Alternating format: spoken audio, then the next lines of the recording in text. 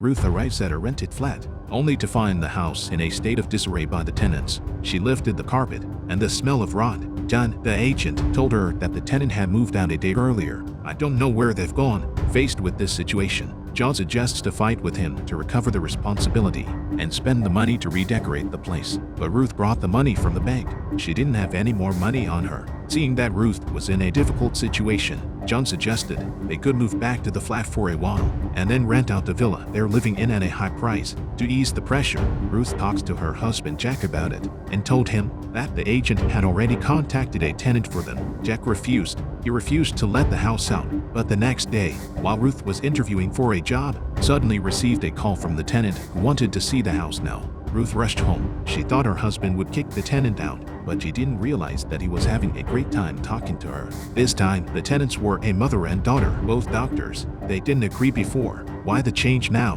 Ruth was surprised by her husband's behavior. The family soon moved into the flat. At night, Ruth was about to reward Jack, but then she noticed a triangle on his chest.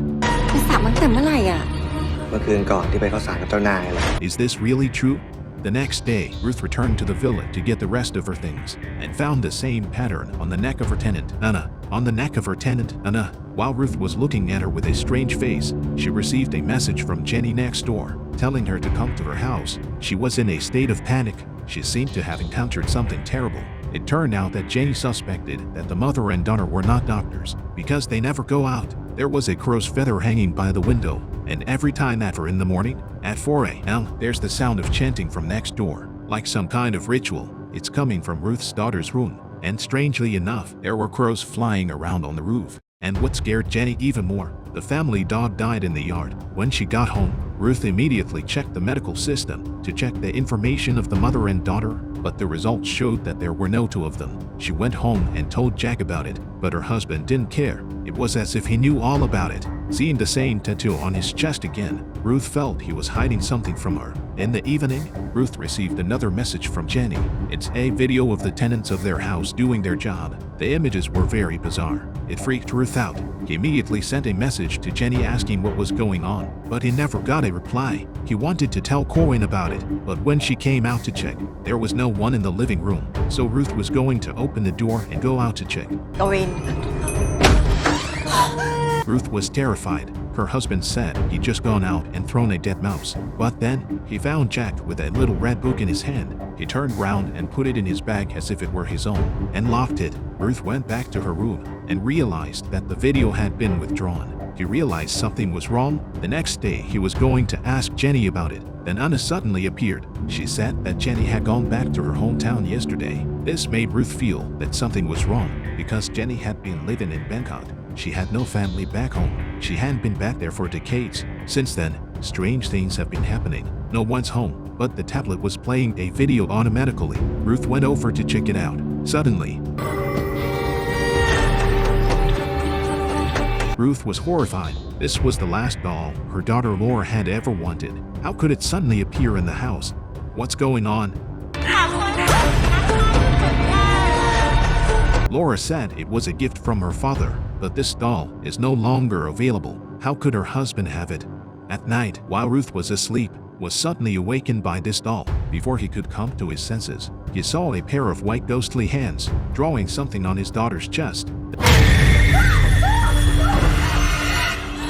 The next day, the same pattern appeared on Laura's body, and it didn't end there. Corwin was getting weirder and weirder. At 4 in the morning, she would sneak out of the house. Ruth thought it was weird. She followed her. She came to the rooftop. She saw countless crows flying in the sky, and they were screaming horribly. And then, she saw her husband performing some kind of weird ritual. Ruth wanted to record the scene, but the camera was blocked by a dark shadow. Ruth was terrified. She panicked and went to her daughter's room.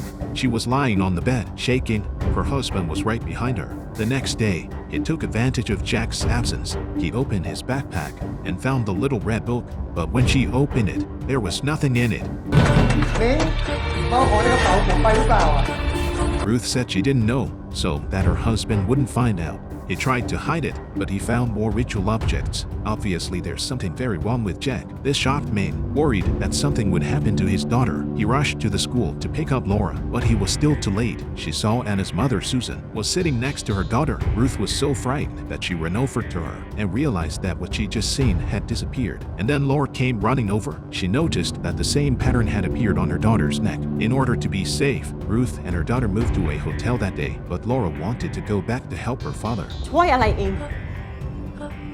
ป้าให้เองทำอะไร When confronted by Ruth, she didn't tell her. The next day, with the help of a friend, Ruth found out the real information about Susan and her daughter. Although they had no previous convictions, but they certainly didn't mean well. When she got back to the hotel, Laura was gone from the housekeeping staff. She had been taken away by her father. Ruth rushed back to the flat, but there was no sign of them. And that's when she noticed she found blood coming out from under the bed. He pushed the mattress away, and there was the same strange pattern on the bed. This scared Ruth. He rushed to the rented villa and found that Susan and her daughter had disappeared. The house was strewn with ritual artifacts. There were also many dead animals on the table. Ruth called John, the agent, and asked him to take her to the tenant's location. On the way, Ruth noticed that John had the same triangle pattern on his arm. Ruth panicked. She quickly found an excuse to get out of the car and run away. But before she could run to steps, she was knocked out by John's punch. When he was unconscious, he saw him dragging out a suitcase. John brought him to the river. He was going to kill her. Ruth would never have guessed that this disaster started 11 years ago.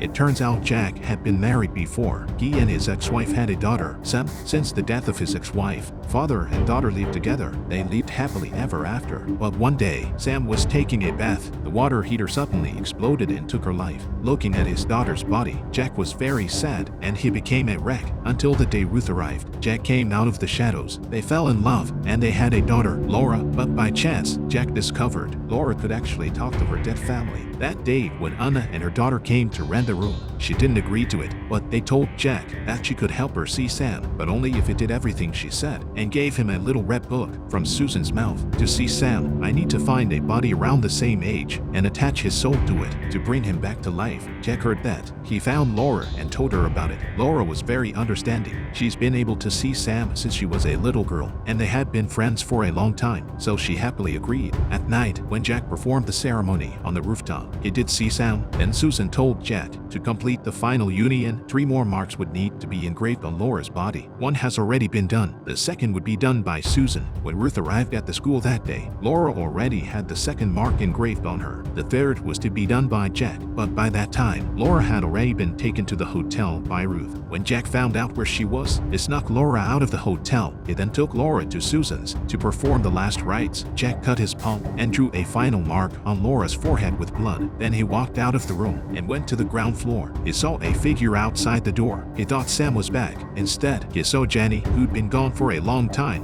รู้ไหมครับว่าก่อนหน้านี้ผมแอบคิดว่าป้าจะเป็นอะไรไปซะอีกครับ Before Jack could finish his sentence, Jenny stabbed him in the body. It turned out that Jenny had already been controlled by an evil spirit, and it was all a trap that Susan had planned for a long time. He told Jenny the purpose of all this was to resurrect his dead Sarah. His soul has been sealed in this puppet. Susan has spent all these years with her son John and daughter Anna searching for a suitable body. A few months ago, he had his eye on the psychic Laura. In order to get Ming's family to move out of the villa, he deliberately rented a flat and destroyed it. After successfully living in the villa, Susan sealed Sam's soul at the first opportunity.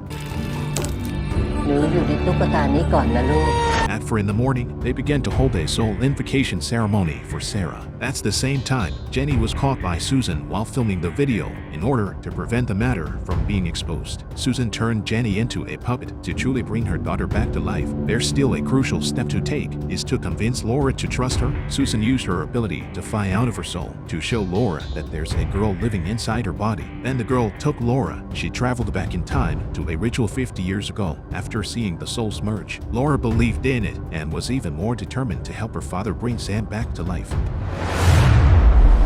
唯一等的就是这句话。go back in time to before the ceremony. Just after Jack painted his daughter's last mark and left, Laura found out what May was really up to. He was so scared, he ran out of the house. Just downstairs, he saw that his father had been killed by them. Laura was quickly recaptured. Then May chopped off a crow's head and smeared the whole spell with blood, and then she lay Laura down on the bed to complete the final transfer of souls. At that moment, Jack heard his daughter's screams. He came upstairs to save Laura from the pain, but before he could open the door, Nick found him and he was shot to the ground. At the same time, John opened the suitcase, ready to dispose of Ming's body, and at the same time he dropped his mobile phone. He realized that Ruth had disappeared. It turns out that Ruth had been pretending to be dead. When John was off guard, he killed her with a pair of scissors. When Ruth returned home, she realized that there were many crows in the sky. He knew the ceremony had begun. He grabbed the hammer and rushed in. Laura had already lost consciousness. Ruth raised her hammer to interrupt the ritual, but her body was controlled by a group of evil spirits. She couldn't move.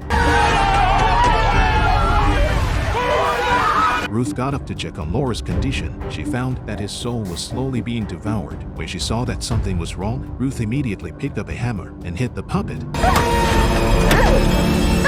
At that moment, a pair of white ghostly hands came out from inside, trying to strangle Ruth to death. Finally, Ruth hit the hammer. The puppet was shattered and instantly turned into air. Ruth picked up her daughter and tried to leave, but Anna blocked her way. She watched as the mother and daughter slowly approached. The moment of crisis, the ceiling above suddenly collapsed. Everyone was knocked to the ground. At that moment, Laura finally woke up. She picked up a steel bar and walked towards Susan. It went straight through her head.